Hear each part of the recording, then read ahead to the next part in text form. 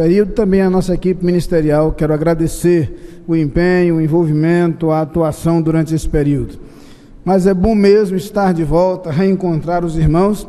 Nesse momento inicial do culto, quero fazer algumas comunicações, alguns avisos ou lembretes quanto às atividades da igreja. Eu começo por lembrar que hoje nós daremos em nosso culto uma ênfase especial a missões mundiais, aproveitando a presença entre nós do pastor João Marcos Barreto Soares. Nós o apresentaremos no momento adequado. Ele que é o diretor executivo da Junta de Missões Mundiais da Convenção Batista Brasileira. Por esta razão, nós optamos por transferir a Assembleia Ordinária da Igreja desse mês de março para o próximo domingo, dia 22. Quero lembrar também que estamos preparando para o acampamento dos jovens de nossa igreja. Aqui vai um desafio aos jovens para providenciarem sua inscrição o mais rápido possível. O acampamento acontecerá na semana chamada Semana Santa, 2 a 5 de abril. As inscrições já devem ser providenciadas, e o irmão que não tem filho jovem pode ajudar algum jovem a ir ao acampamento e participar do acampamento, adotando esse jovem, cooperando com uma inscrição ou com uma ajuda parcial para a inscrição desses jovens para o acampamento. Por conta também da programação dos jovens, deveremos ter no próximo domingo almoço solidário com recursos destinados ao acampamento dos jovens de nossa igreja. Quero aproveitar também para lembrar, já começar a preparar os irmãos na celebração do aniversário da igreja no próximo mês. Nós teremos um grande seminário de dons espirituais e também uma exposição das atividades ministeriais da igreja dentro da celebração dos 92 anos da igreja. Mas comece a se preparar aí, porque aquele final de semana será muito especial para a vida da igreja, especialmente os dias 17, 18 e 19 de abril. Aquele final de semana. Quero também mencionar entre as comunicações aquilo que consta em nosso programa, em nosso boletim, a nova classe da Escola Bíblica Dominical, que está funcionando já com jovens adultos de 30 a 45 anos. Se você não está em nenhuma classe de EBD, essa classe foi preparada exatamente para você. Estão aí também está também a lembrança das atividades da MCA. E na quarta-feira passada nós celebramos aqui os 7 anos da Sociedade Missionária de Homens da Capunga. Foi uma programação muito especial, alusiva a esta data. Parabenizamos aos homens da Capunga que têm realizado um lindo trabalho nessa organização. A MCA começa a se preparar para as celebrações dos seus 90 anos. Na próxima quarta-feira, inclusive, já haverá um ensaio do coro dos 90 anos, após o culto de oração. A ideia é mobilizar o maior número de mulheres para participar deste coro. Mesmo aquelas que não frequentam regularmente a MCA, são convidadas a participar também deste coro especial, alusivo aos 90 anos das mulheres cristãs em ação em nossa igreja.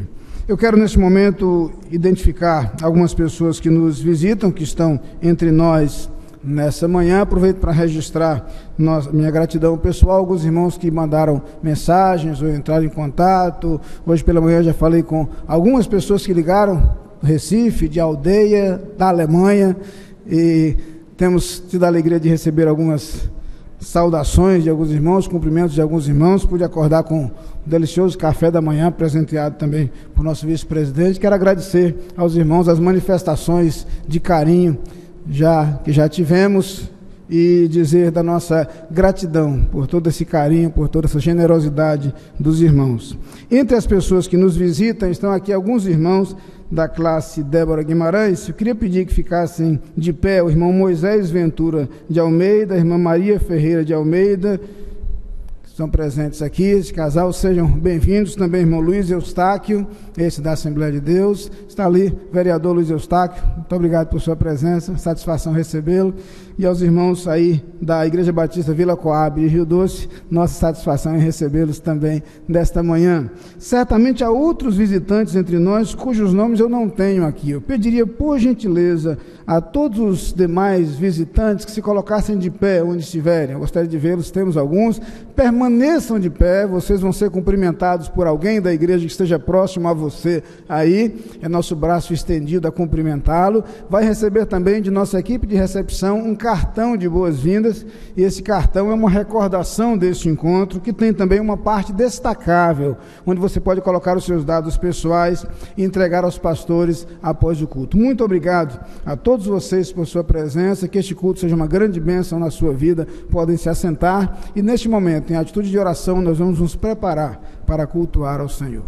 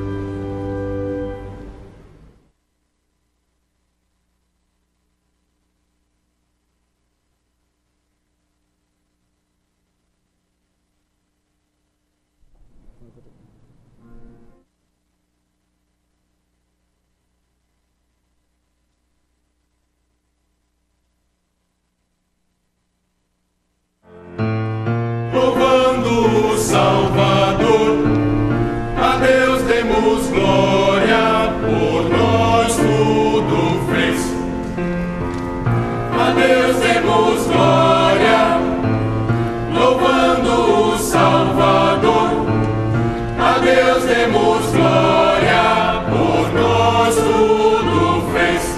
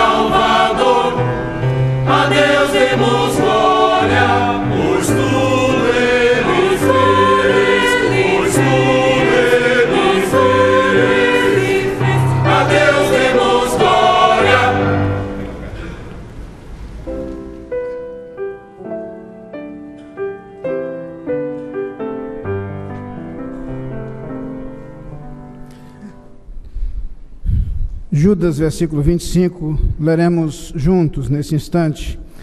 Ao único Deus, nosso Salvador, por Jesus Cristo, nosso Senhor, glória, majestade, domínio e poder, antes de todos os séculos, e agora e para todos sempre. Amém.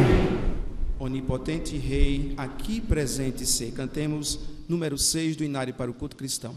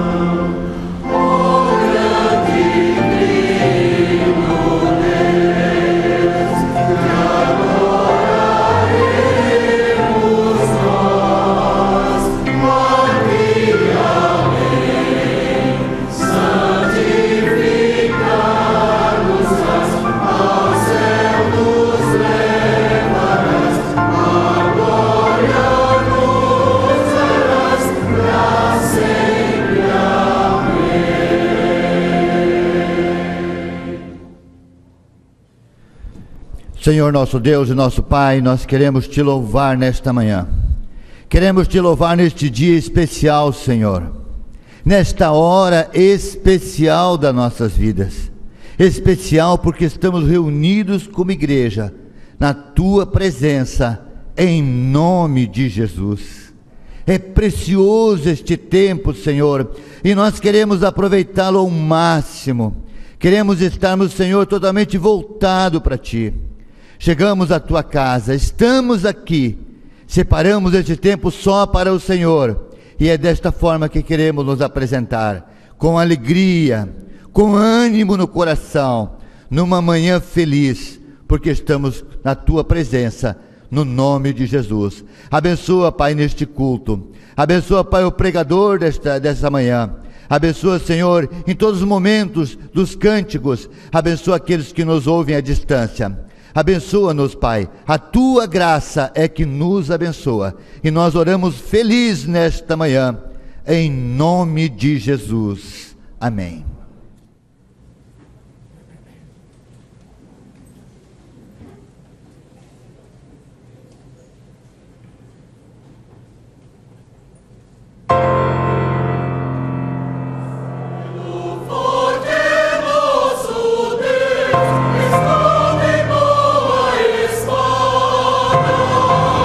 Castelo forte é nosso Deus,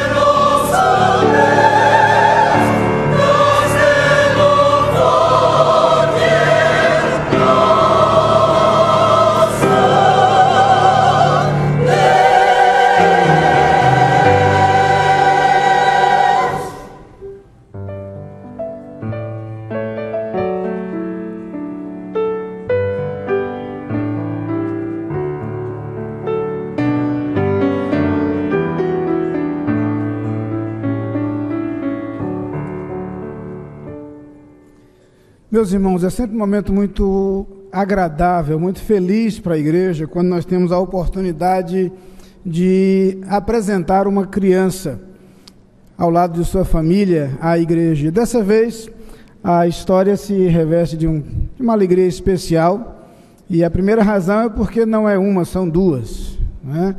E a segunda razão é porque nós temos acompanhado Esther e Laura desde o seu nascimento em nossas orações, elas que vieram tanto apressadamente, mas nós oramos por elas e é uma alegria recebê-las. Queria convidar a Flávia e Catarina para virem aqui à frente, trazendo consigo suas filhinhas gêmeas, Laura e Esther. E nós temos a oportunidade de orar pela vida delas mais uma vez agora, como igreja, com a alegria de tê-las aqui conosco. Eu queria convidar aos familiares todos para virem também. Eu sei que a família é grande, isso é ótimo. Então eu queria pedir a toda a família de Flávia e família de Catarina que viessem aqui à frente para, neste momento, nós colocarmos a vida de Laura e de Esther nas mãos de Deus, suplicando as bênçãos do Senhor sobre a vida dela. Gostamos de dizer neste momento que os filhos são herança de Deus, conforme nos afirma o Salmo 127. Lembramos também neste momento que esses presentes de Deus são também a oportunidade e o desafio para os seus pais na formação e no desenvolvimento de seus filhos nos caminhos do Senhor. Portanto, Flávio, Catarina, no momento em que vocês agradecem a Deus essa dádiva dobrada que receberam do Senhor, é hora de colocar-se diante de Deus também, suplicando que o Senhor lhes conceda sabedoria e lhes conceda todas as condições para instruir, educar e formar suas filhinhas no caminho do Senhor. Nós desejamos, como igreja e como família estendida, estar ao lado de vocês nesse processo de desenvolvimento. Para marcar essa participação da igreja, vocês recebem neste momento 2 Bíblias, que são Bíblias do bebê. Na verdade, são Bíblias que trazem histórias da Palavra de Deus, que serão contadas por vocês, as suas filhinhas, durante seu desenvolvimento. Que Deus os abençoe e os use. Que Esther e Laura sejam sempre instruídas no caminho do Senhor. Eu queria convidar a igreja a se colocar de pé. E nós vamos orar ao Senhor neste momento, colocando diante dele a vida de Esther e de Laura e também a vida de seus pais e de toda essa família.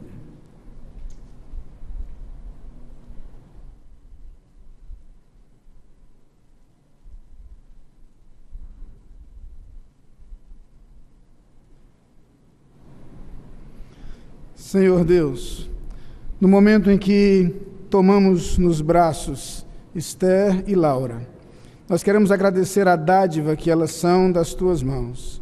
Queremos agradecer a vida de seus pais, de toda esta família. Agradecer o teu cuidado manifesto para com elas desde o seu nascimento. Agradecer-te, Senhor, a alegria de podermos recebê-las em nossos braços neste instante, expressando, Pai, toda a nossa gratidão por teu amor e por tua graça na vida delas. Pedimos-te, Senhor, que tu continues a abençoá-las, que o teu amor as conduza e as acompanhe durante todos os seus dias, que os seus pais e toda a sua família sejam os teus instrumentos, para que o seu desenvolvimento e a sua história seja sempre de acordo com a tua vontade. Protege-as, cuida delas, que elas tragam sempre muitas alegrias aos seus pais. É a oração que fazemos no nome de Jesus. Amém. Vocês podem sentar.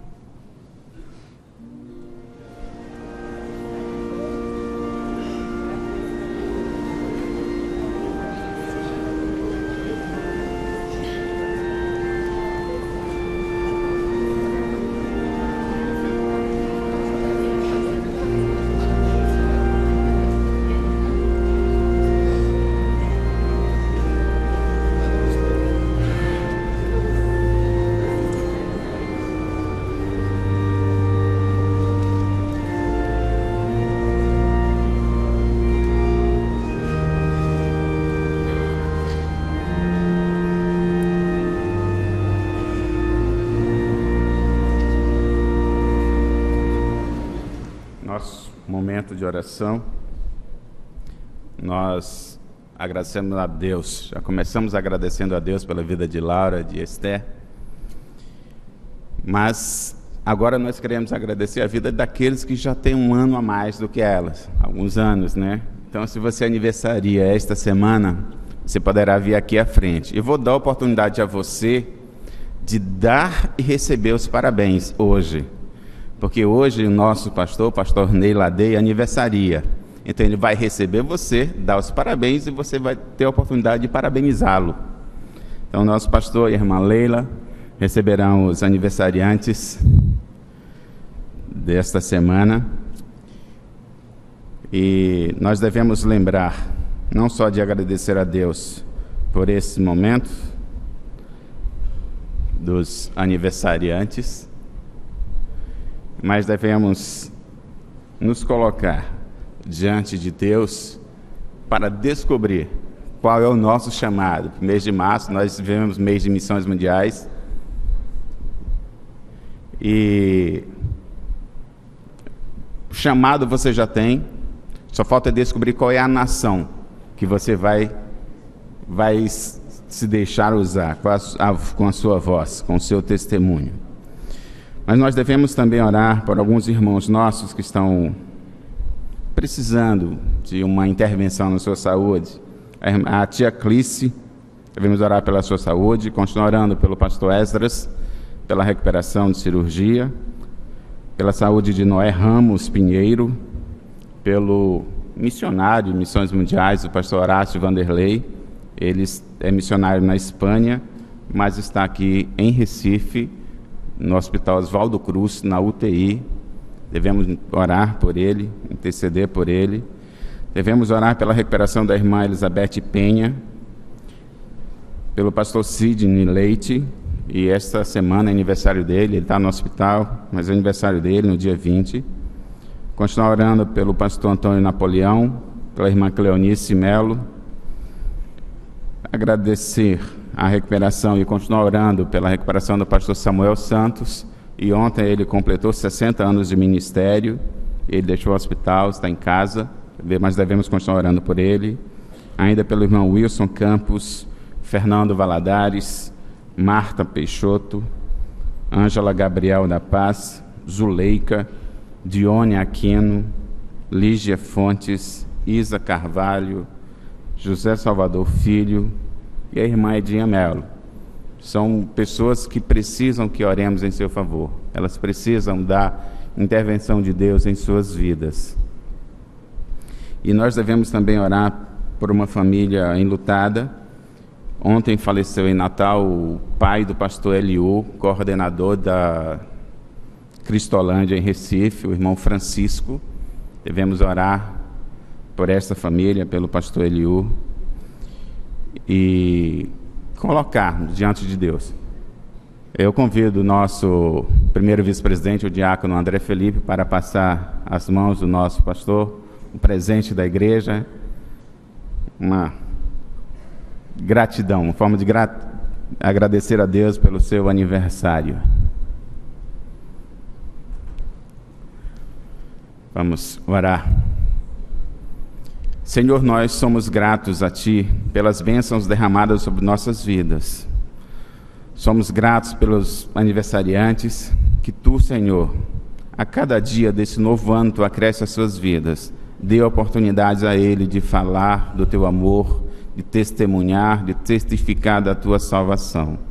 Que eles encontrem pessoas que possam falar de Ti, possam ser voz Tua na vida deles. Ó Pai, nós Te agradecemos pela vida do nosso pastor, por mais um aniversário, pedindo, ó Pai, que dê sabedoria a ele para nos conduzir, para continuar Te servindo. Ó Pai, nós colocamos diante de Ti as pessoas enfermas, pedindo, ó Pai, que Tu estejas afofando os seus leitos, esteja fazendo com que os medicamentos reajam aos seus organismos de modo favorável, a ter a restauração de sua saúde, que suas famílias sejam consoladas e confortadas por Ti nesse momento de aflição, Mas também nós colocamos nas suas mãos a família do pastor Eliú, pelo falecimento do seu pai. Tu estejas, ó Pai, com cada familiar, cada amigo, cada conhecido dele. Tu estejas confortando, estejas consolando e suprindo a ausência dele com a tua presença, com o teu espírito, o teu consolo. E que nós, Senhor, descubramos qual a nação que seremos à tua voz, que possamos estar atentos à tua vontade e que realmente nos comprometemos de fato com o teu chamado, com a tua obra. Continua a falar aos nossos corações no decorrer deste culto. Essa oração fazemos em nome de Jesus. Amém.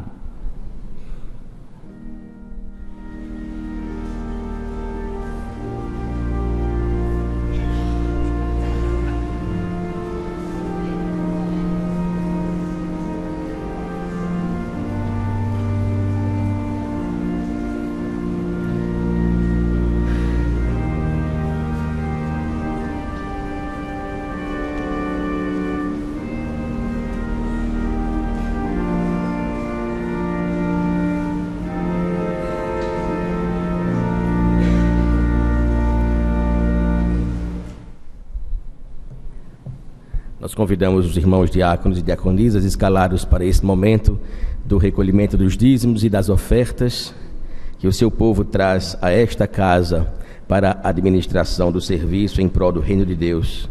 E convidamos a todos a abrirem suas Bíblias no livro dos Salmos, capítulo 62, versos 10 a 12, em que lemos na palavra de Deus um texto que nos exorta da seguinte maneira: não confieis na extorsão, nem vos vanglorieis na rapina, e se as vossas riquezas aumentam, não ponhais nelas o coração. Uma coisa disse Deus 2 vezes a ouvir, que o poder pertence a Deus. A ti também, Senhor, pertence a misericórdia, pois retribuirás a cada um segundo a sua obra.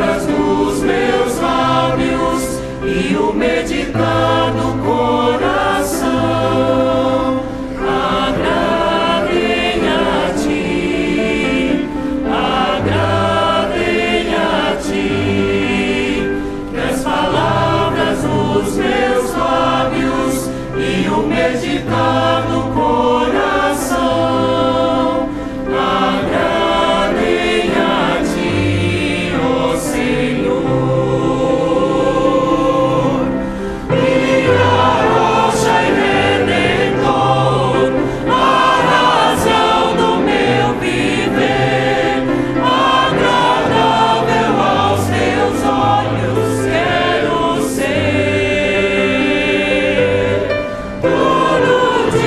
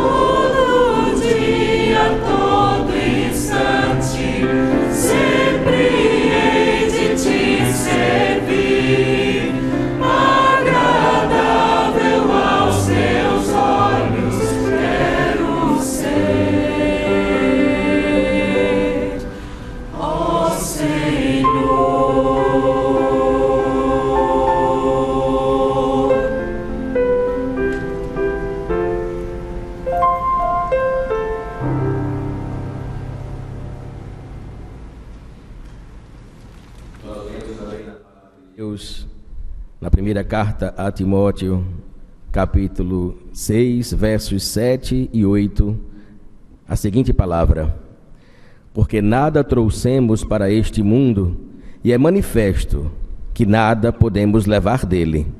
Tendo, porém, sustento e com que nos cobrirmos, estejamos com isso contentes. Nós convidamos o irmão diácono José Admes para ser o intérprete diante de Deus, através da oração de dedicação dos dízimos e ofertas, do sentimento que há em nossos corações nesta hora. Oremos. Pai nosso que estás nos céus, santificado seja o teu nome. Recebe ao Senhor os dízimos e ofertas que os teus filhos trouxeram e ajuda-nos a administrá-lo para o bem da tua obra. No nome de Jesus. Amém.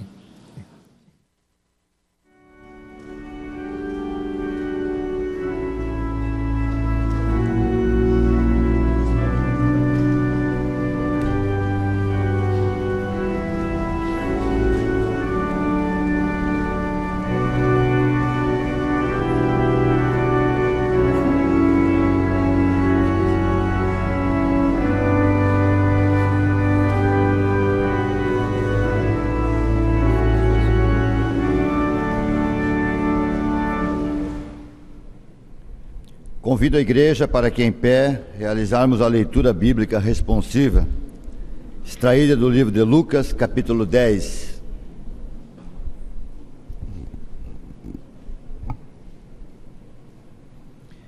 Designou o Senhor 70 e os enviou adiante de si de 2 em 2 a todas as cidades e lugares onde ele havia de ir, e dizia-lhes: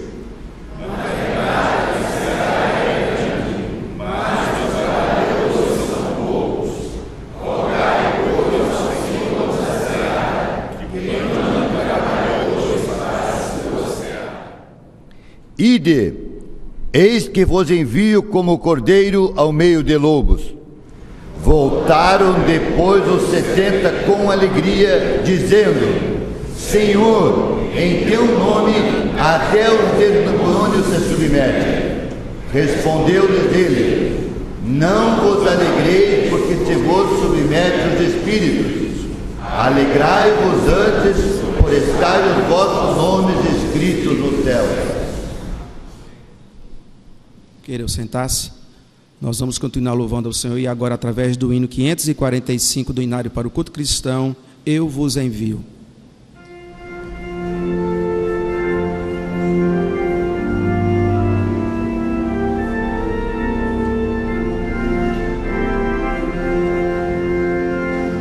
Vamos aqui a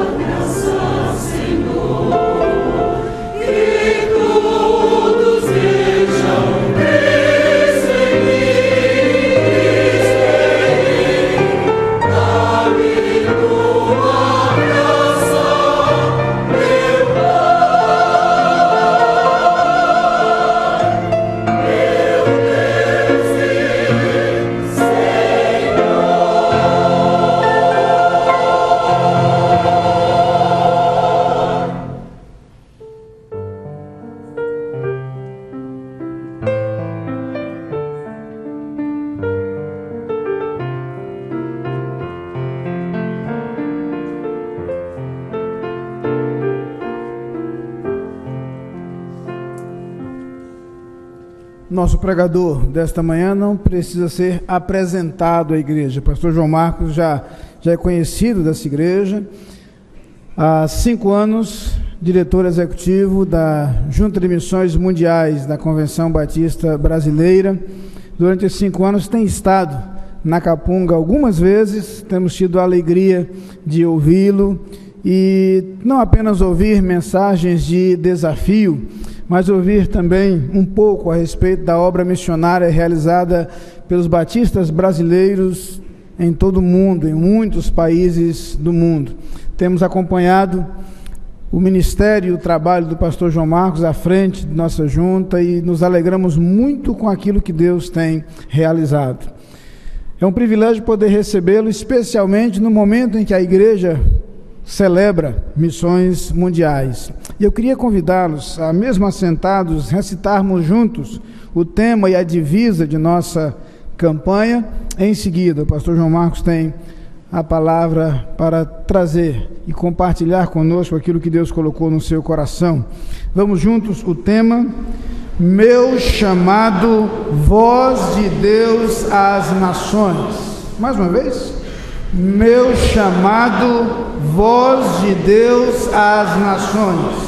A divisa estreia de Romanos 15, segunda parte do versículo 15 e versículo 16, vamos também dizer juntos: Por causa da graça que Deus me deu de ser um ministro de Cristo Jesus para os gentios, com o dever sacerdotal de proclamar o Evangelho de Deus, para que os gentios se tornem uma oferta aceitável a Deus, santificados pelo Espírito Santo. Amém.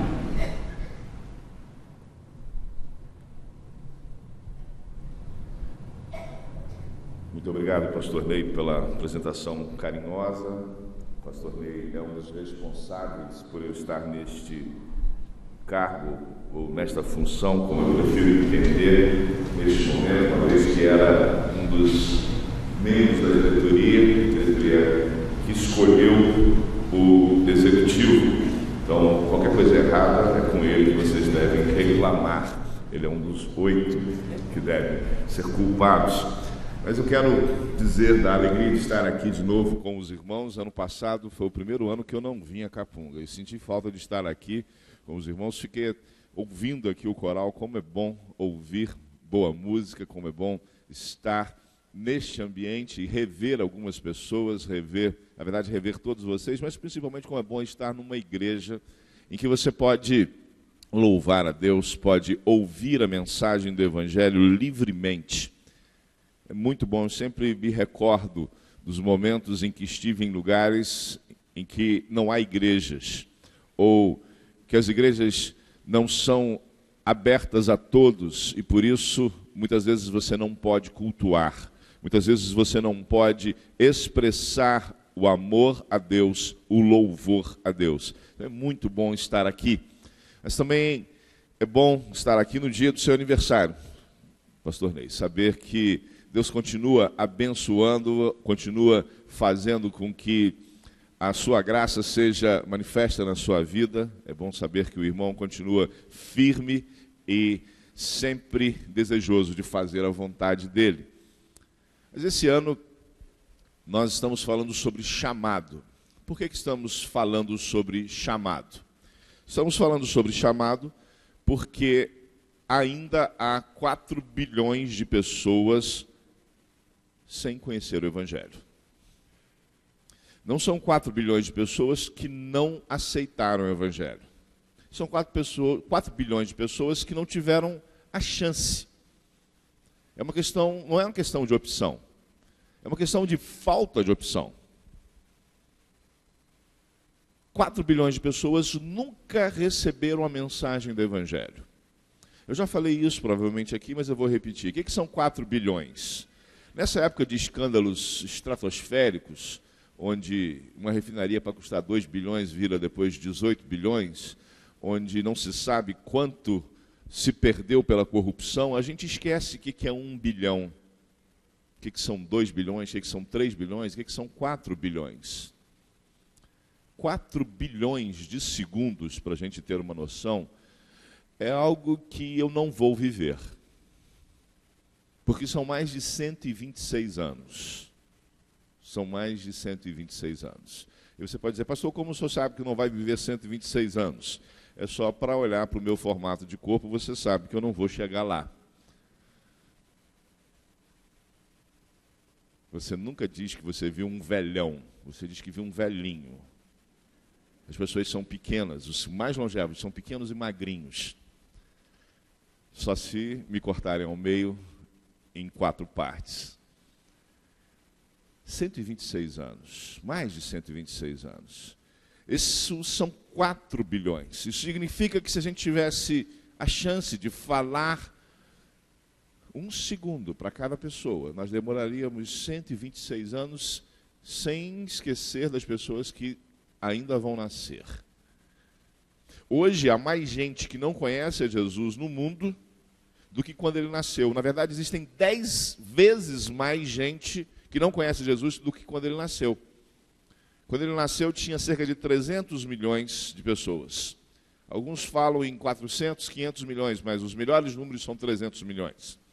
Hoje no mundo há 7 bilhões de pessoas. 1 bilhão foi bem evangelizado, ou razoavelmente bem evangelizado.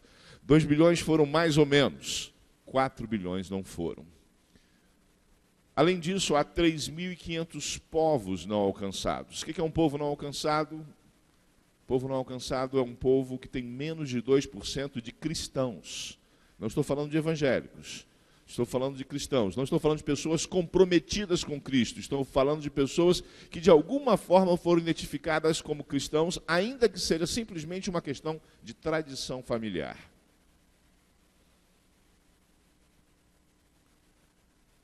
3.500 povos que não conseguem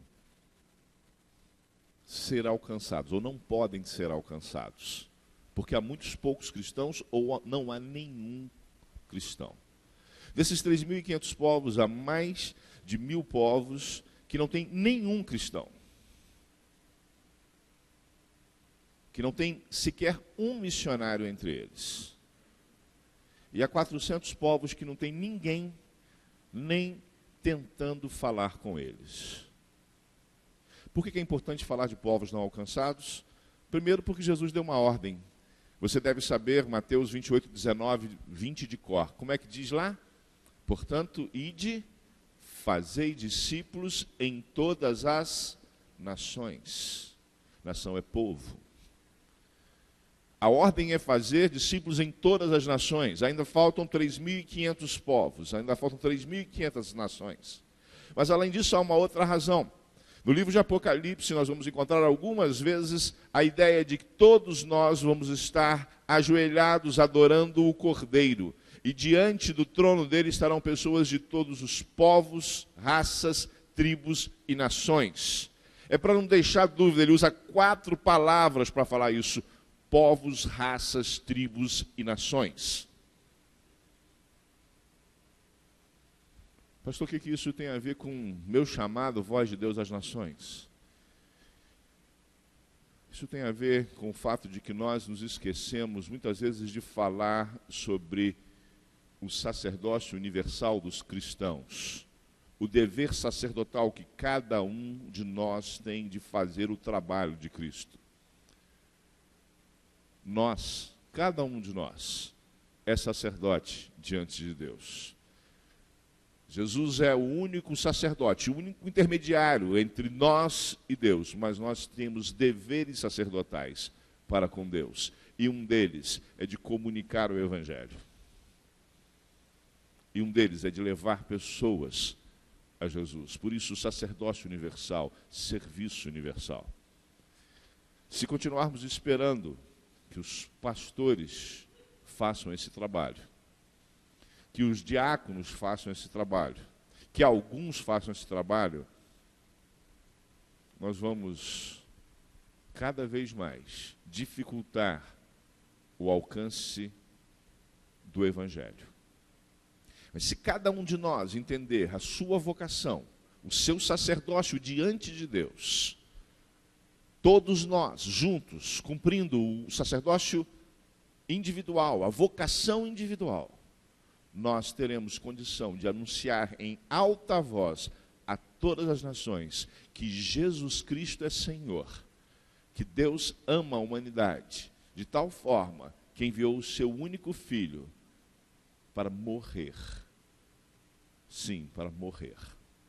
E todo aquele que nele crer, venha a viver eternamente. Pensando nisso, nós escolhemos o texto que já foi lido aqui, da carta aos Romanos, no capítulo 15, versículos 15 e 16, para falarmos sobre isso.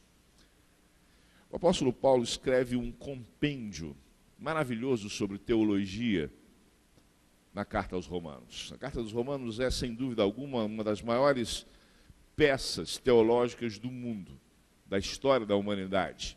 Ele fala claramente sobre o pecado, fala claramente sobre a salvação, fala claramente sobre um monte de assuntos.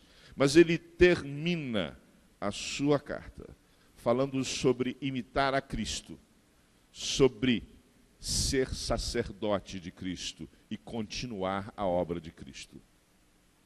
Nesse texto, ele nos fala sobre como nós devemos viver a nossa vocação. Sim, viver a nossa vocação. Deixe-me voltar um pouco e dizer a você, a vocação, ela é universal. Todos nós temos um mesmo tipo de vocação. Que tipo de vocação é esse? É essa? É aquela vocação que Jesus Cristo faz a todos. Vinde após mim. A ideia de vocação é estar um passo atrás de Jesus. É estar atrás de Jesus, indo onde ele está. Em alguns momentos pode ser que nós o percamos de vista. E aí nós precisamos correr para chegar perto dele. Nós precisamos tentar alcançá-lo. Precisamos nos esforçar para isso. Mas, além desta universal, existem coisas que só você pode fazer neste mundo. Existem coisas que só eu posso fazer neste mundo. Então, neste sentido, você é insubstituível na obra de Deus e eu sou insubstituível na obra de Deus até que eu seja convocado à glória e até que você seja convocado à glória. Ninguém pode fazer por você o seu papel, ninguém pode fazer por mim o meu papel.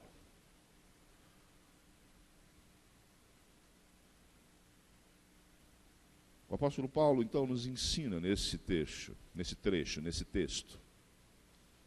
sobre como nós podemos viver esta vocação.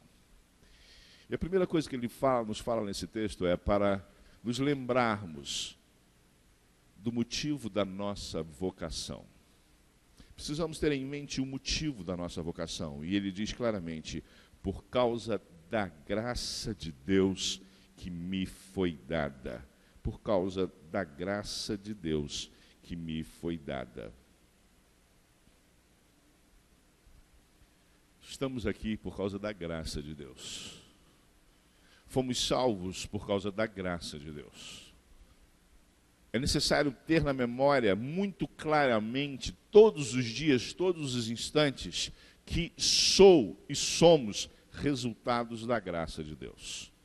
Tudo o que somos, tudo o que temos, tudo até o que podemos, é resultado da graça de Deus. Nós temos nos esquecido do que é graça e do que ela tem produzido a nós. Nós começamos a achar que nós temos direitos. Cada vez que eu penso que eu tenho direitos diante de Deus, eu me esqueci da graça de Deus.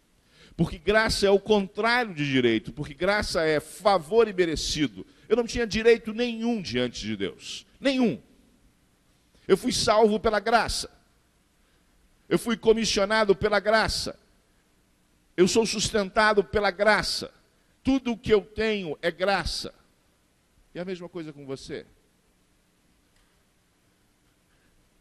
Este templo é um resultado da graça de Deus. Esta igreja é resultado da graça de Deus. Ter um pastor ou ter pastores é graça de Deus. Você, lamento te dizer, você não merece isso. Porque ninguém merece isso. é resultado da graça de Deus. Nós começamos a pensar muitas vezes que o que nós temos é resultado dos nossos esforços, é resultado da nossa capacidade gerencial, nossa capacidade de motivar pessoas, da nossa força porque estamos juntos, e nós começamos a fazer como os construtores da Torre de Babel,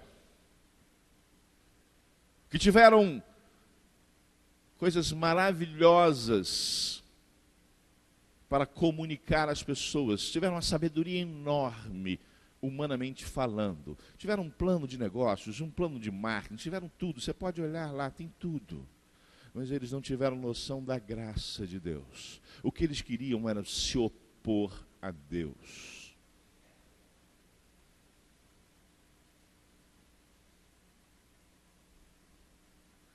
Pela graça, eu fui vocacionado.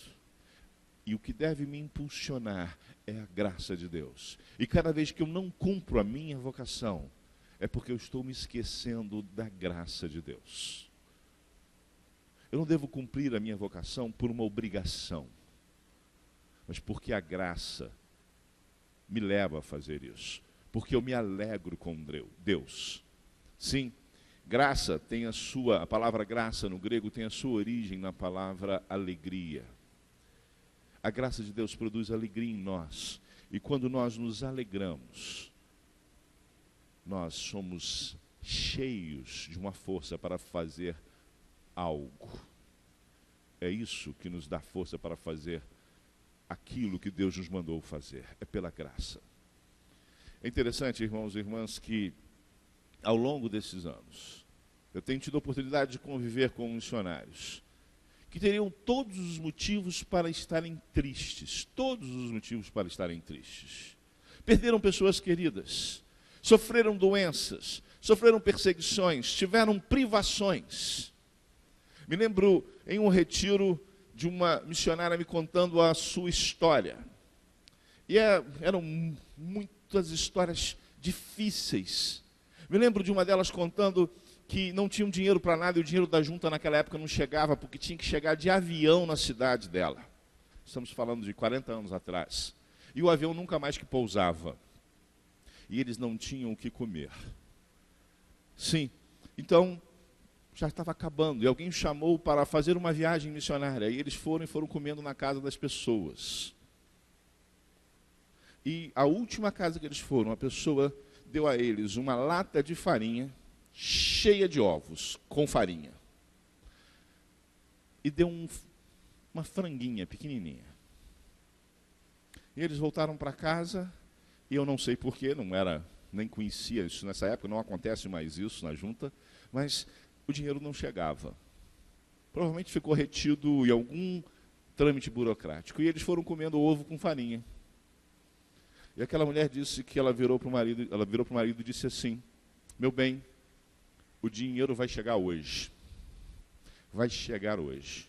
Ele disse, como é que você sabe? Ele falou assim, porque nós vamos comer o último ovo com farinha hoje. Não temos mais nada, vai chegar hoje. E ele foi com aquela palavra para o aeroporto da cidade. Foi para o aeroporto e ficou esperando. E anoiteceu e o avião não chegou. E ele voltou triste para casa. Voltou triste para casa e falou, como é que eu vou falar para minha mulher que não chegou? E quando ele chegou, a mulher olhou para ele, ele disse, meu bem, infelizmente, ela falou assim, Deus é bom, a franguinha botou o primeiro ovo, nós temos ovo para amanhã. Ela contava isso gargalhando.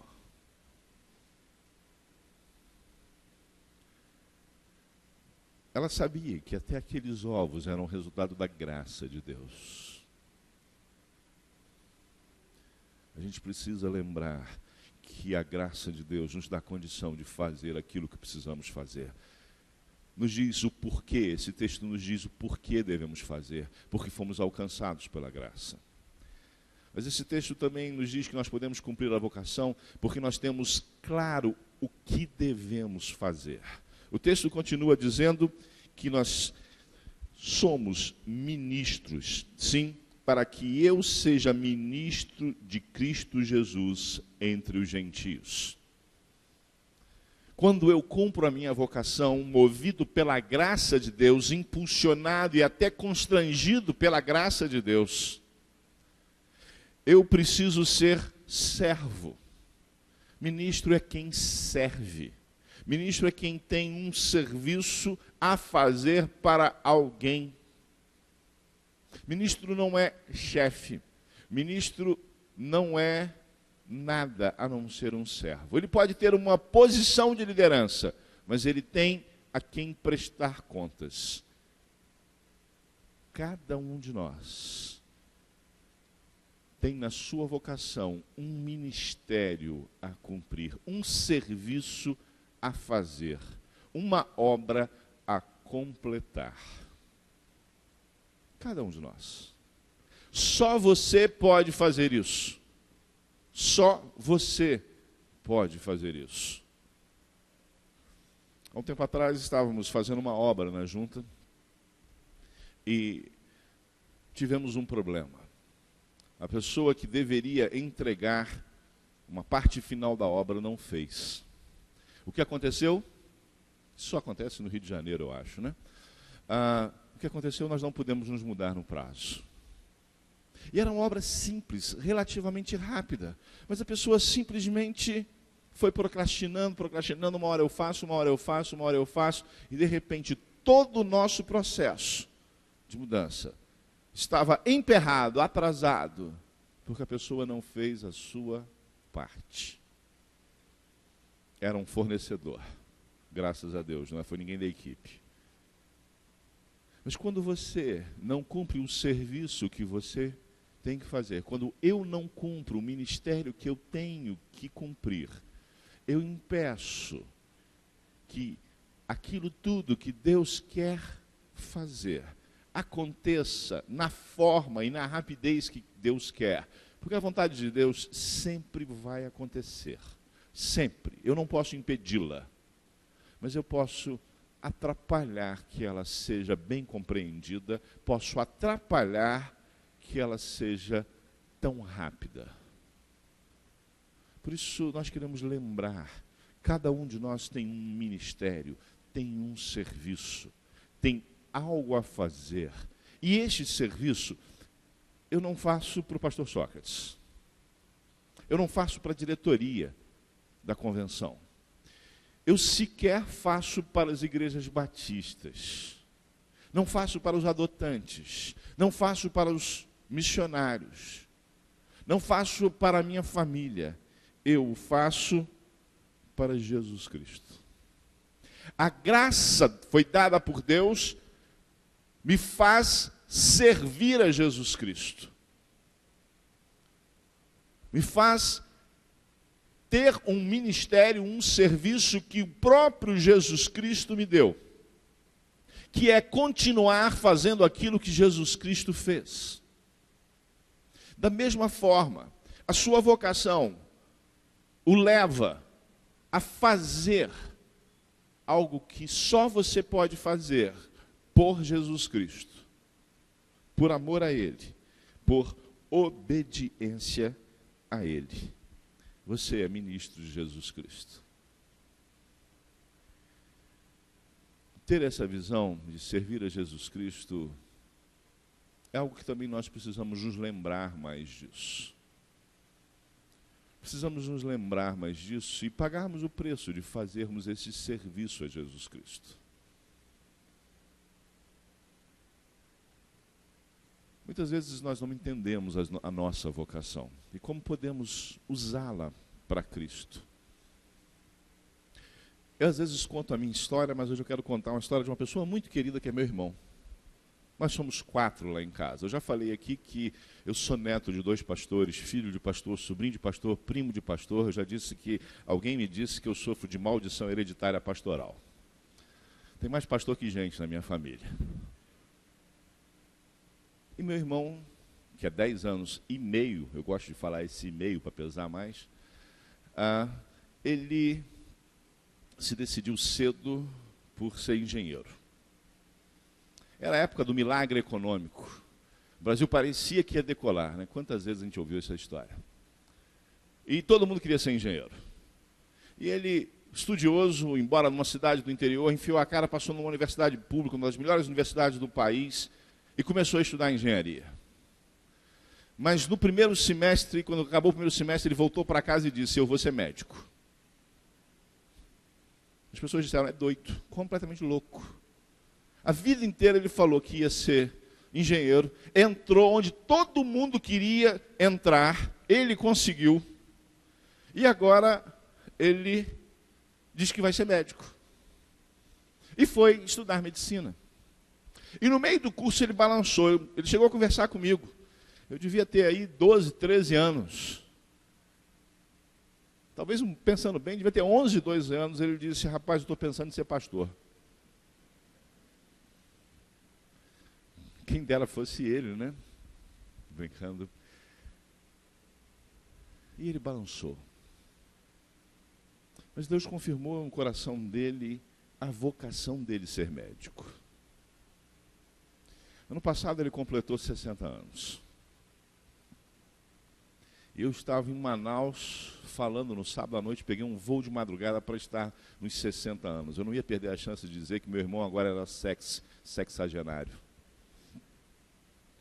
E fui para a reunião que teve, no domingo à tarde.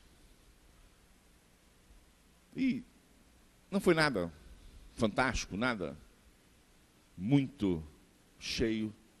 Mas estavam ali as pessoas da família, estavam muitos amigos dele.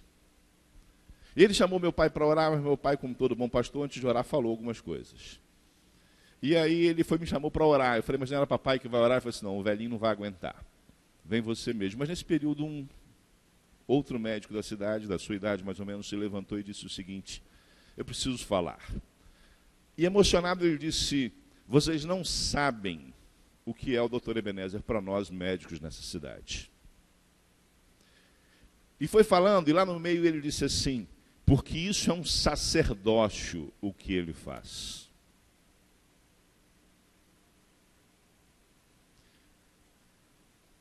Ali, mais uma vez eu vi que meu irmão tomou a decisão acertada há mais de 40 anos atrás. Ou há 40 anos atrás, quando decidiu não ir ser pastor. Ele abençoa as pessoas sendo médico. As pessoas o reconhecem como um sinal da graça de Deus, sendo ele médico.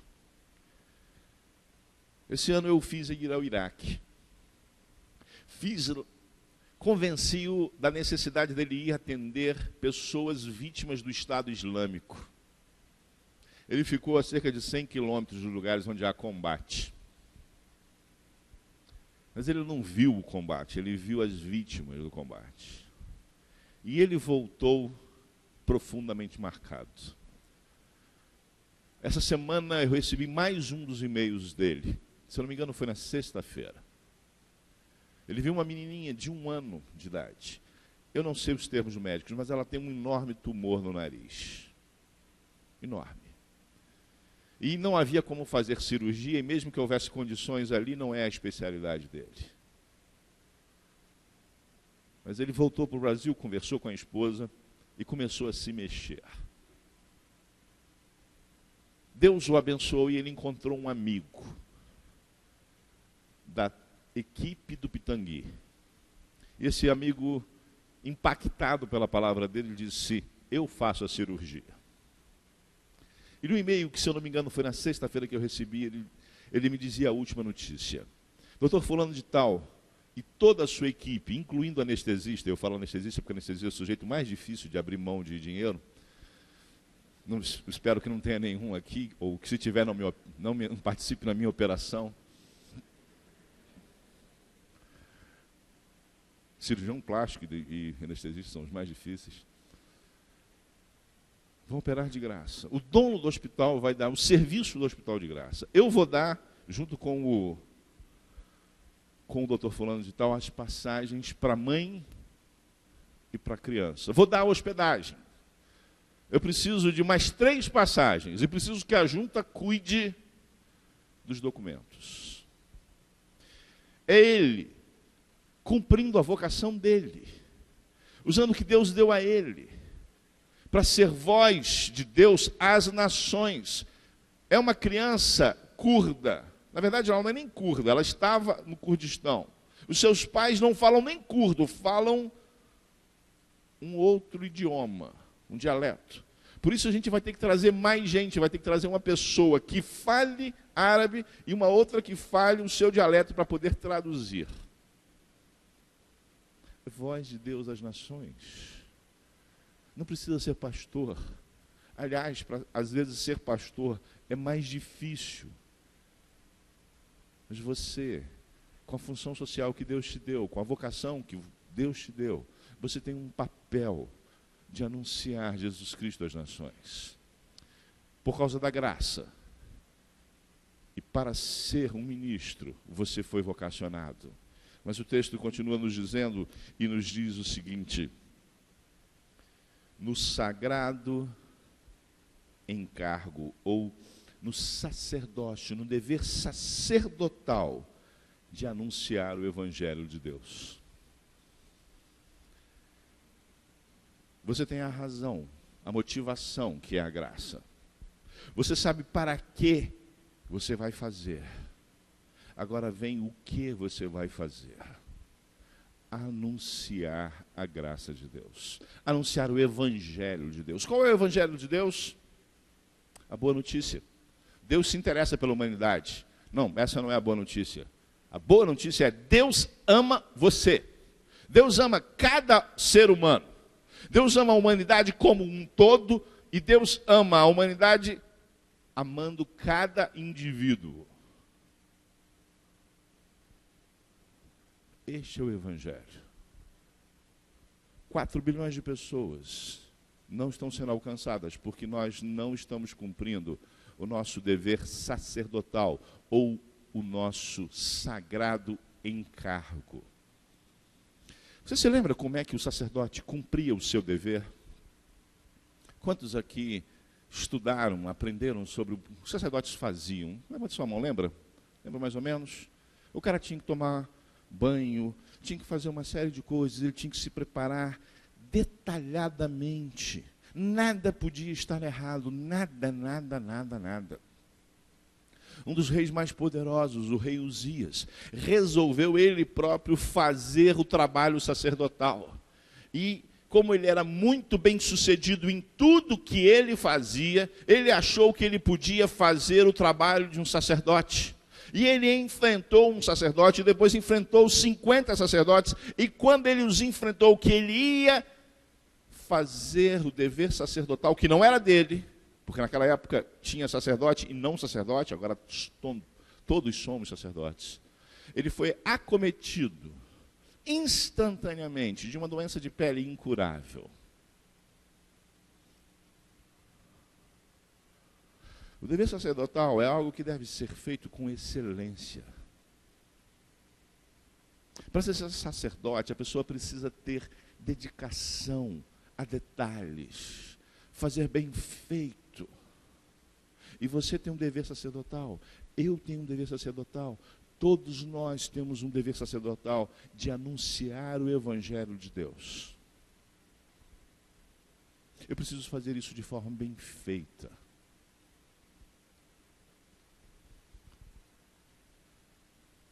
Deus está agindo no mundo. Jesus está passeando no mundo, andando pelo mundo. Eu ouso dizer isso, porque eu tenho encontrado pessoas que têm encontrado Jesus. Jesus tem aparecido a pessoas nos sonhos delas. No Irã, quando o Irã se fechou, na década de 70, no final da década de 70, não havia 5.000 evangélicos. Eram pouquíssimas e fracas as igrejas.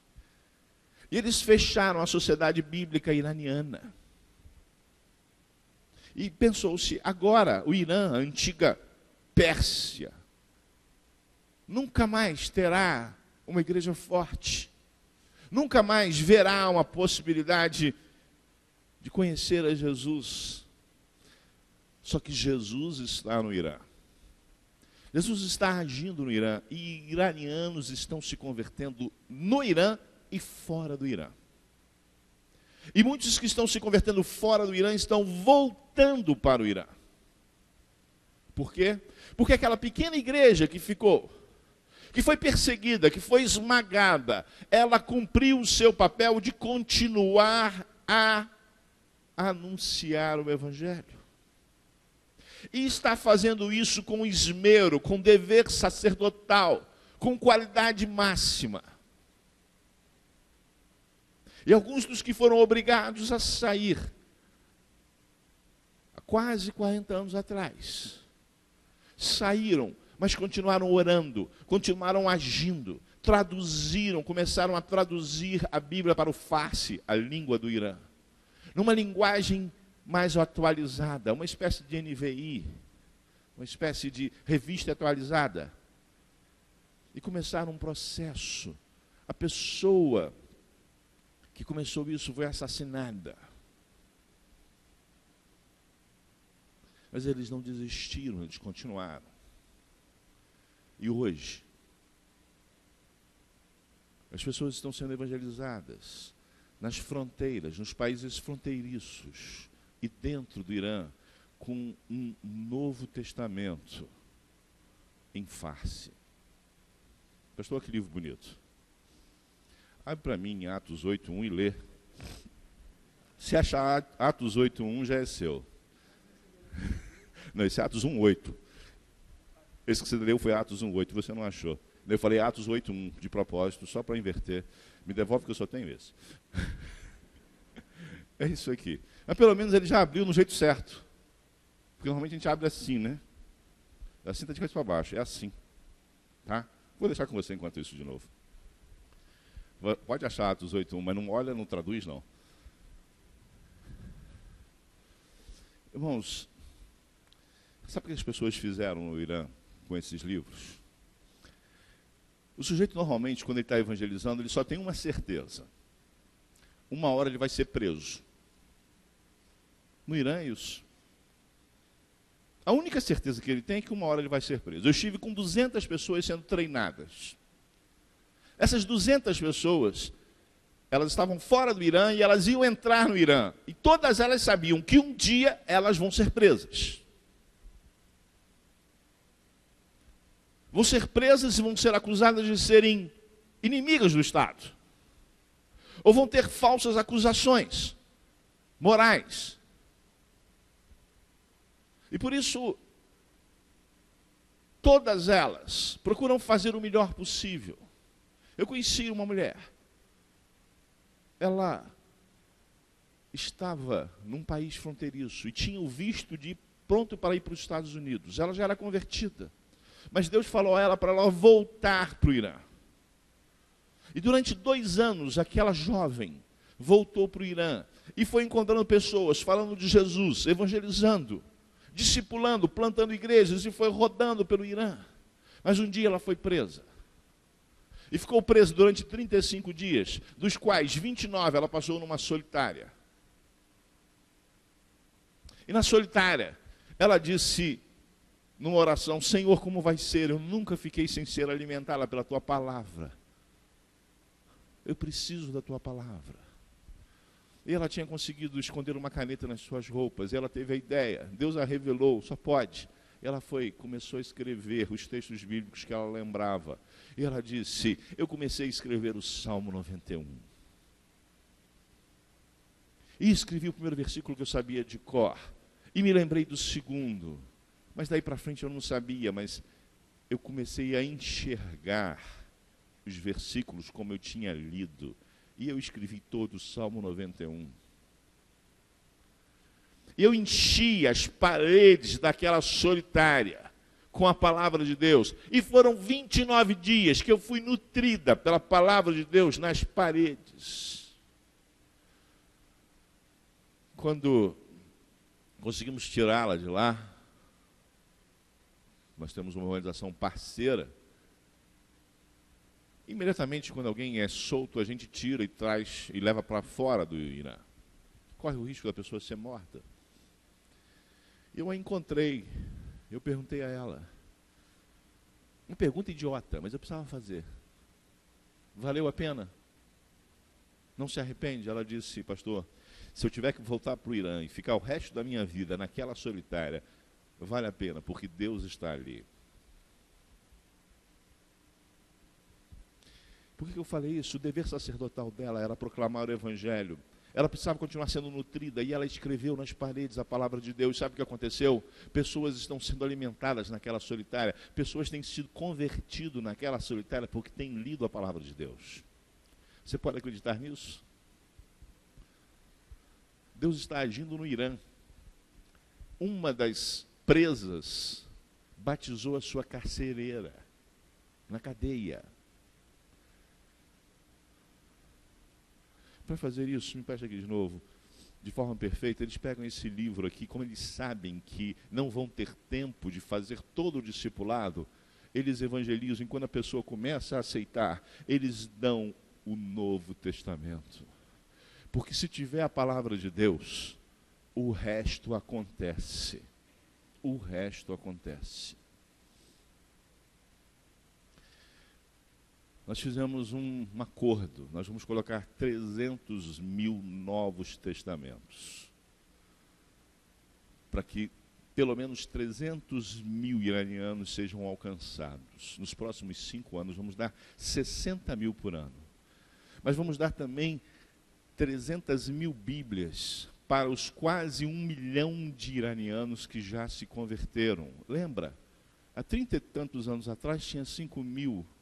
Hoje tem quase 1 milhão de convertidos iranianos.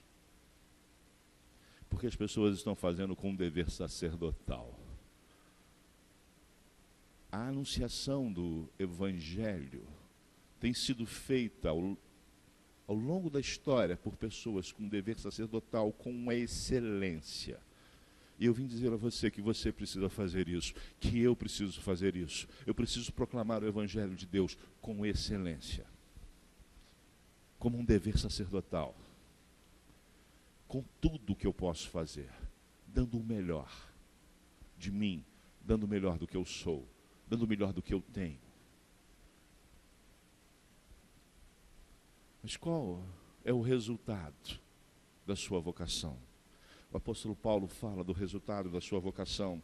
O resultado da sua vocação é de modo que eles sejam oferta aceitável ao Senhor. Que os gentios sejam oferta aceitável ao Senhor, santificados pelo Espírito Santo.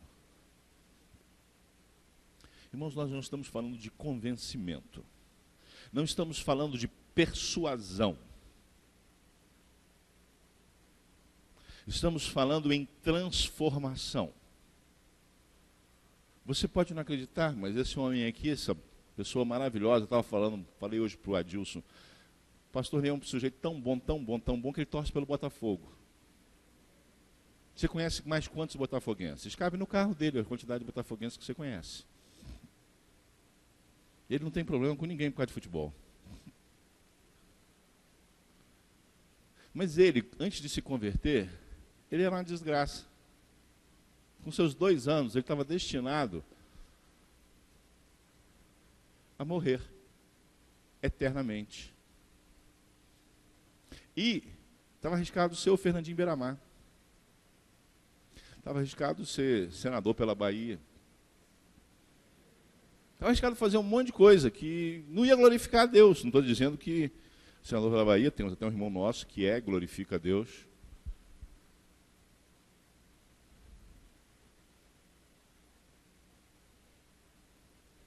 Mas a vida dele é oferta aceitável a Deus. Quantos aqui conhecem o que está acontecendo no mundo, pelo menos um pouco, com o Estado Islâmico agindo na Síria e no Iraque? Todo mundo aqui viu aqueles vídeos? Quem não ouviu, levanta. Quem nunca ouviu falar de Estado Islâmico, levanta a mão, fica mais fácil. Ok? Os surdos não ouviram, mas, né, obviamente, sabem também. O que aconteceu é que eles estão matando um monte de gente, estão fazendo uma desgraça enorme. E eu vou fazer a pergunta agora: quem aqui está orando pelas pessoas perseguidas, pelos cristãos perseguidos pelo Estado Islâmico? Levante sua mão. Ok, agora a pergunta que vem é a seguinte: quem está orando pela conversão das pessoas do Estado Islâmico? Graças a Deus tem alguns. Alguns decidiram agora, tenho certeza. Pois eu estou orando pela conversão do John Jihadista, aquele sujeito que é britânico, que pelo sotaque dá para você saber, que é o porta-voz do Estado Islâmico. Para ser sincero a você, eu tomei essa decisão não é porque eu sou bonzinho não, gente, é porque eu fiquei com muita raiva do sujeito. Fiquei com muita raiva. Se eu alcançasse o sujeito naquele dia, eu matava o sujeito, não tenho a menor dúvida em falar isso. Eu pequei, claramente pequei e pedi perdão.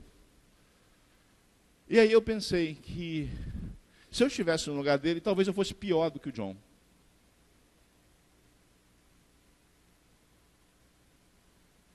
Talvez eu fosse pior que o John. A diferença é que porque alguém, movido pela graça de Deus, cumprindo um ministério, e fazendo isso de uma forma excelente, como dever sacerdotal, me anunciou o Evangelho, e eu me tornei uma oferta aceitável a Deus pela ação do Espírito Santo. Porque a sua vocação tem a ver com a Trindade, é a graça de Deus, é o ministério a Jesus Cristo, e é o resultado da ação do Espírito Santo. A sua vocação é tornar pessoas desgraçadas, porque não tem a graça de Deus, detestáveis, em pessoas que se tornam oferta aceitável a Deus. Eu estou orando por John Jihadista porque ele pode se tornar um apóstolo Paulo. Mas não só por isso, porque ele precisa da graça de Deus. E porque eu não sou mais merecedor da graça de Deus do que ele, porque nenhum de nós dois é merecedor dessa graça. Na verdade, nós dois, o que nós merecíamos era a desgraça. E ele a tem e vai tê-la eternamente se não se converter e se eu não fizer a minha parte.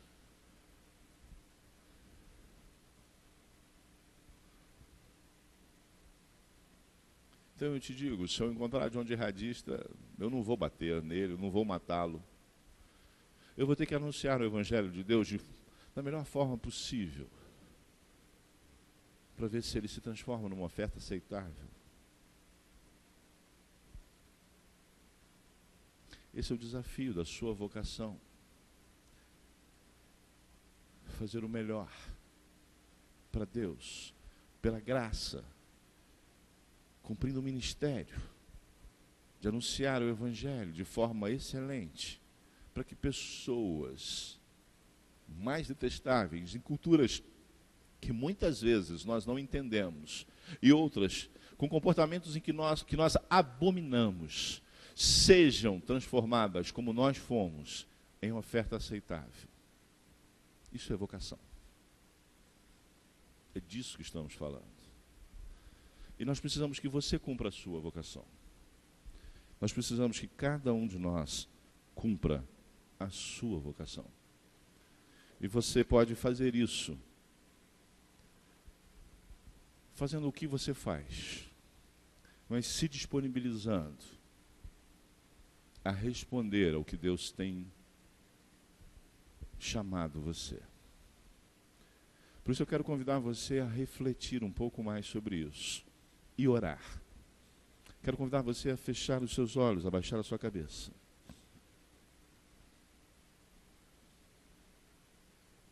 E falar com Deus. E a primeira coisa que eu quero convidar você é dizer: Deus, muito obrigado pela graça que me alcançou. Muito obrigado porque a tua graça me alcançou, Senhor. Obrigado, Senhor, porque alguém ministrou, sim, alguém serviu a Ti e ministrou a mim o Evangelho da Graça de uma forma tão bem feita, que eu pude entendê-la. E pela ação do Espírito Santo eu pude ser transformado. Eu reconheço, Senhor, que isso não é direito meu. Eu reconheço, Senhor, que isso não tem nada a ver com os meus méritos. Isso é graça, bondade e misericórdia. Tudo isso que vem de Ti, Senhor. E eu te louvo, eu te bendigo.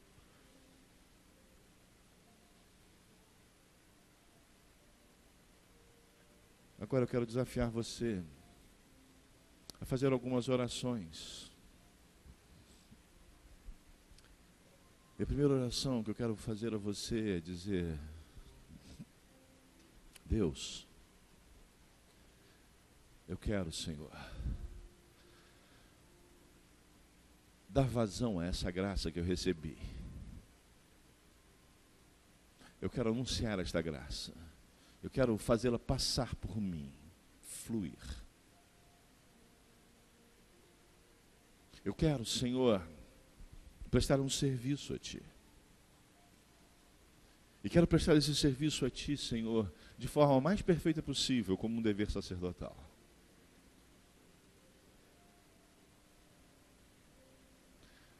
Agora eu quero apresentar a você quais são os desafios. O primeiro desafio é se tornar uma pessoa que ora todos os dias por missões. Que separa tempo todos os dias para orar por missões. Que vai orar pela conversão dos 4 bilhões de pessoas e vai lembrar de alguns povos para orar por eles. Vai lembrar de orar por alguns missionários. Vai se comprometer não com o pastor João Marcos, não com o pastor Ney, não com a Igreja Batista da Capunga, mas vai se comprometer com Deus a ser alguém que intercede. Vai lutar a luta espiritual na oração. Diga: Deus, eu quero ser alguém que intercede com o dever sacerdotal, pela conversão de pessoas, pela transformação das pessoas. O segundo desafio é dizer: Deus, eu quero ser alguém que investe em missões com o dever sacerdotal, Senhor. E que investe não de qualquer forma, Senhor, mas investe como o sacerdote investia. Pegando aquilo, Pai, que é perfeito e sem mácula, não as sobras, Senhor, mas aquilo que aprendi a fazer, Pai, que é dar o melhor para Ti. Eu quero, Senhor, ofertar mais. Eu quero ofertar melhor. Eu quero administrar a minha vida financeira de uma forma que eu tenha mais recursos para dar para que as pessoas sejam alcançadas.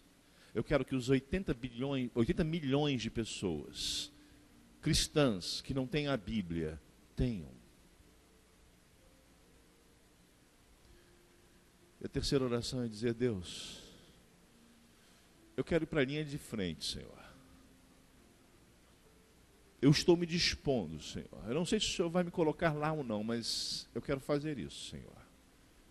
Seja aqui no Recife, na Grande Recife, no estado de Pernambuco, seja no Brasil, seja nos confins da terra, Senhor. Eu quero ser, Pai. O que o Senhor espera, eu quero cumprir a minha vocação, sendo voz Tua às nações.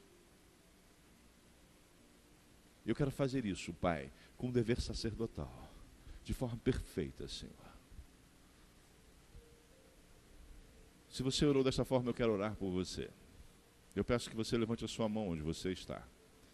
E que você a mantenha, por favor, alta para que eu possa ver você. Deus abençoe, Deus abençoe, Deus abençoe cada um de vocês. Eu vou pedir a você que você fique em pé, você que tomou uma decisão. E a razão pela qual eu vou pedir para você ficar em pé, que eu vou pedir para o pastor de missões, para distribuir esses panfletos para as pessoas que tomaram decisões. Não é um panfleto para pegar dinheiro seu, não é nada disso, é só um panfleto para você orar, para você ouvir um pouco mais, aprender um pouco mais sobre os missionários.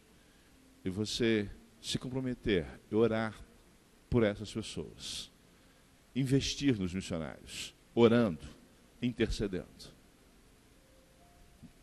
Nós vamos orar. Se você quer receber esse panfleto porque tomou a decisão, fique em pé, o pastor vai distribuir. Se você, por um acaso, não conseguir receber agora, você pode pegá-lo em um outro momento. Nós vamos orar. Pai bendito, nós somos muito gratos a Ti, Pai. Porque o Senhor é bom. Porque o Senhor é maravilhosamente bom. Porque o Senhor nos redimiu, Senhor. Porque o Senhor nos agraciou com a mensagem do Evangelho e com o Evangelho inteiro, Pai. Nós Te louvamos, Pai, porque temos tantas coisas da Tua graça, Pai. como é bom, Senhor, receber o que o Senhor tem de melhor para nós. Pai, nós te louvamos pela existência desta igreja, pelo ministério, Pai, que aqui tem sido desenvolvido ao longo dos anos, porque tem sido feito, Pai, com excelência, Pai. Nós te louvamos pelos líderes dessa igreja, te louvamos pelos membros, nós te louvamos principalmente, Pai, porque o Senhor é o soberano sobre esta igreja. E agora, Pai, eu te louvo porque pessoas tomaram decisões esta manhã. E eu peço que o Senhor ministre a vida dessas pessoas. Aquilo que foi por elas decidido, Senhor, que seja cumprido, Pai, pela Tua graça, Senhor, pela Tua graça. Com a Tua graça, Senhor. Sim, com a Tua graça. E que promova, Senhor, mais graça na vida delas e na vida das pessoas. Torna-as, Pai, cada uma delas, pessoas capacitadas, ousadas em compartilhar o Teu Evangelho, Pai. Aqueles que decidiram orar mais, dá, Senhor, fidelidade para continuarem orando. Pai, que se alegrem por participarem disso. Aqueles que decidiram, Pai, contribuir, abençoa com prosperidade, Senhor, com sabedoria, com perseverança. Aqueles que decidiram se apresentar dizendo que são pessoas que querem ir onde o Senhor quiser. Dá, Pai, visão sobre o que o Senhor tem preparado para elas. E ministra, Pai, sobre elas ousadia do Teu Santo Espírito. Visão do resultado. Visão de que o Senhor é maior do que qualquer problema que possam vir a enfrentar. E que o Senhor estará com eles. Como Jesus Cristo disse, que estará conosco todos os dias. Pai, nós te louvamos e bendizemos mais uma vez, porque o Senhor é Senhor sobre tudo, e o Senhor tem nos mostrado o Teu amor e a Tua graça. É em nome de Jesus que nós oramos. Amém. Muito obrigado. Alguns irmãos que não receberam a ficha podem receber depois com o pastor Roberto. Os irmãos que estão na galeria, está distribuindo alguns desafios de oração. E sem dúvida todos podemos orar, mas outros desafios também foram colocados. E nós louvamos a Deus por aquilo que nos foi apresentado.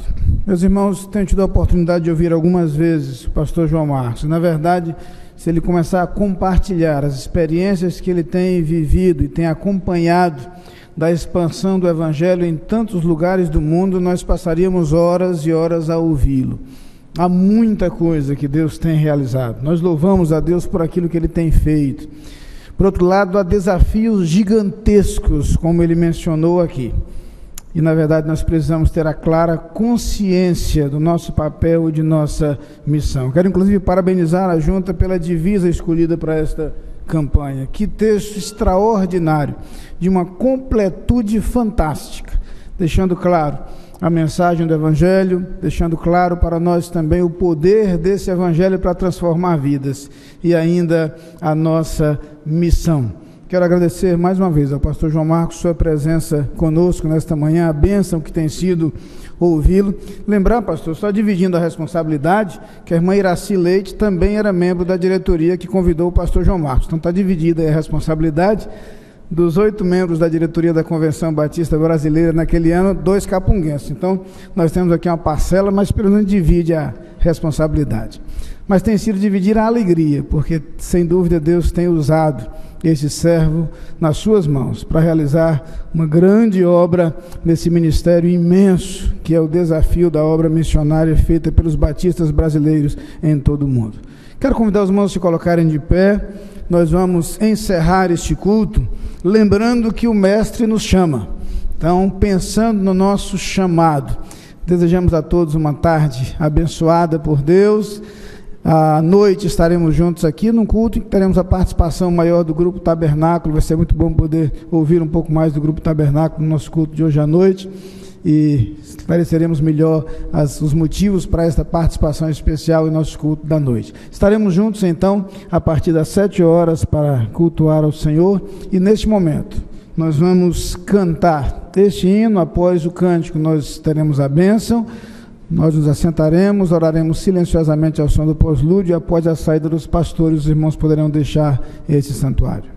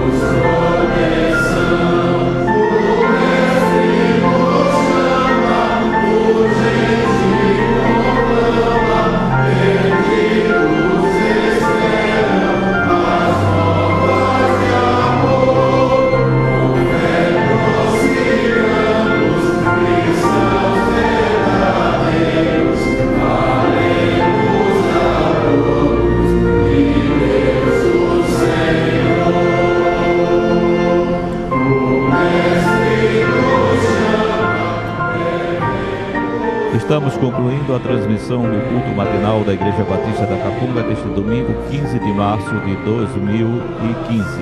Agradecemos a sua presença em nosso culto, agradecemos também a Lene Fernandes, do estúdio da Evangélica do Brasil FM, e esperamos contar com a sua audiência a partir das 19 horas com a transmissão do nosso culto noturno. Um bom dia a todos.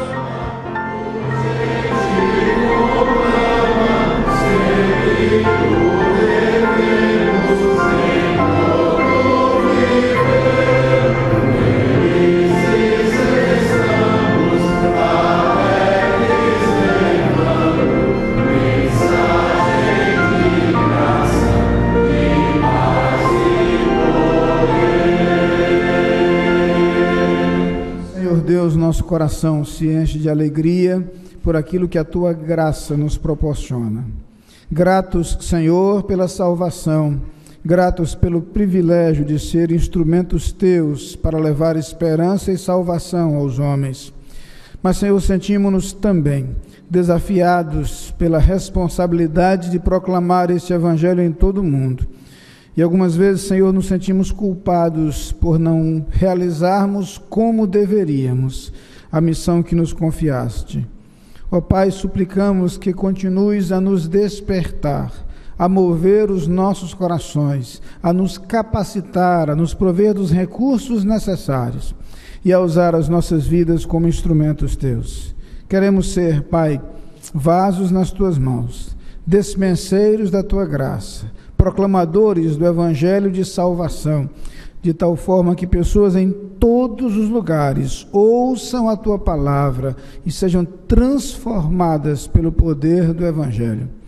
Agora, Pai, que o Teu imenso amor, a graça do nosso Senhor Jesus Cristo e as consolações do Espírito Santo alcancem todos os Teus servos espalhados pela face da terra, hoje e para todo sempre. Amém.